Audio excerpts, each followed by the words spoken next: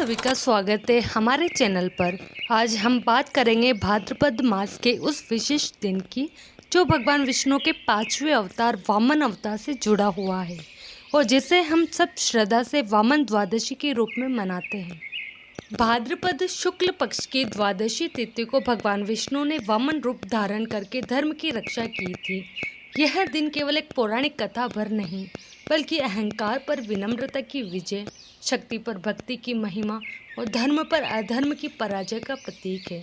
इस दिन व्रत, पूजा और दान करने से मनुष्य को न केवल पाप मुक्ति मिलती है बल्कि जीवन में सुख, समृद्धि और विष्णु कृपा भी प्राप्त होती है। भाद्रपद वामन द्वादशी हर वर्ष भाद्रपद मास के शुक्ल पक्ष की द्वादशी तिथि को मनाई जाती है, जो प्राय अगस्त सितंबर में पड़ती है।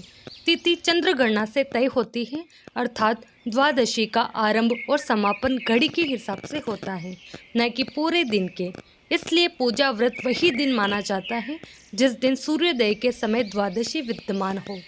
परंपरा के अनुसार वामन जयंती की पूजा दिन के समय विशेषकर दिवस काल में करना उत्तम माना गया है। पहले स्नान संकल्प कर भगवान विष्णु के वामन रूप का पूजन, फिर कथा स्मरण और दान पुण्य किया जाता है। उपवास रखने वाले फलाहार या निर्जला व्रत रखते हैं और पारण त्रयोदशी में द्वादशी समाप्त होने के बाद करते हैं। कोशिश रहती है कि पारण चतुर्दशी में न जाए। यदि इस दिन श्रवण नक्षत्र का संयोग मिल जाए तो इसे विशेष शुभ माना जाता है।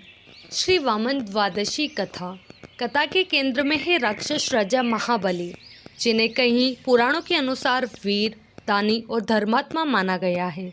बलि वीरता और दान की इतनी प्रतिभा रखते थे कि उन्होंने देवताओं समेत इंद्रलोक तक पर अधिकार कर लिया। देवतागण इस असामान्य शक्ति से भयभीत हो गए क्योंकि बलि ने धर्म अनुसार अपना कर्तव्य नहीं छोड़ते हुए भी संसार पर अधिकार कर लिया था। देवता प्रलाप कर भगवान विष्णु की शरण गए। देवताओं की प्रार्थना पर भगवान विष्णु ने सहायता का निश्चय किया। वे एक सामान्य बौने ब्राह्मण वामन का रूप लेकर बलि के यज्ञ समारोह में पहुंचे। इस रूप में वे विनम्र, शिष्ट और ब्राह्मण भिक्षा याचक के समान दिखे। वामन ने बलि से 3 पग भूमि मांगी, एक छोटा सा अनुरोध जो सुनने में असाधारण नहीं था। बलि, जो अपने वचन पर दृढ़ थे और दानशीलता के लिए विख्यात थे, ने यह दान दे दिया। परंतु उस वचन का अर्थ वामन ने एक नई दिशा में लिया। जब बलि ने सहमति दे दी तब वामन का रूप बदलकर वे त्रिविक्रम उस रूप में परिवर्तित हुए जो तीनों लोकों को पल में नाप लेने वाला था। उनके पहले पग से उन्होंने पृथ्वी नापा, दूसरे पग से आकाश और दोनों पगों से पृथ्वी व स्वर्ग पर उनका अधिकार सिद्ध हो गया। तीसरे पग के लिए कहीं भी स्थान नहीं बचा।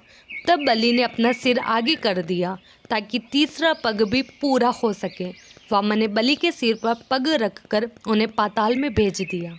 कई रूपांतरों में शुक्राचार्य ने बलि को रोकने का प्रयत्न किया, पर बलि ने अपने किए हुए वचन का पालन किया।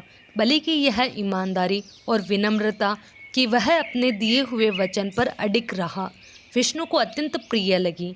अतः वामन रूप ने न सिर्फ सजा दी बल्कि बलि को गुणों के अनुसार सम्मान भी दिया। बलि की भक्ति देखकर भगवान विष्णु ने उसे पाताल लोक का राजा बनाने का वरदान दिया और साथ ही यह अनुग्रह भी दिया कि वह अपने प्रजाजन को देखने के लिए वर्ष में एक बार धरती पर आ सकता है। केरल में मनाया जाने वाला ओणम पर्व इसी घटना से जुड़ा हुआ है। कहा जाता है कि ओणम के दिन महाबली अपने राज्य पाताल से धरती पर आते हैं और उनके आगमन को खुशहाली, स्वागत और फूल वाली परंपराओं के साथ मनाया जाता है। धार्मिक महत्व। वामन द्वादशी का धार्मिक महत्व अत्यंत गहरा और प्रेरणादायक है। यह दिन हमें स्मरण कराता है कि धर्म की सदैव विजय होती है और अहंकार चाहे कितना भी बड़ा क्यों न हो, अंततः विनम्रता और भक्ति के आगे टिक नहीं सकता। भगवान वामन का यह अवतार केवल असुर राज बलि के अहंकार का दमन करने के लिए नहीं था, बल्कि दान, वचन पालन और धर्म संरक्षक के महत्व को भी स्थापित करने वाला था। इस दिन व्रत और पूजा करने वाले भक्त के पाप नष्ट होते हैं और जीवन में विष्णु कृपा का आगमन होता है। माना जाता है कि वामन द्वादशी के व्रत से आयु, स्वास्थ्य, सुख और समृद्धि प्राप्त होती है तथा मनुष्य के जीवन से सभी प्रकार की बाधाएं दूर हो जाती है।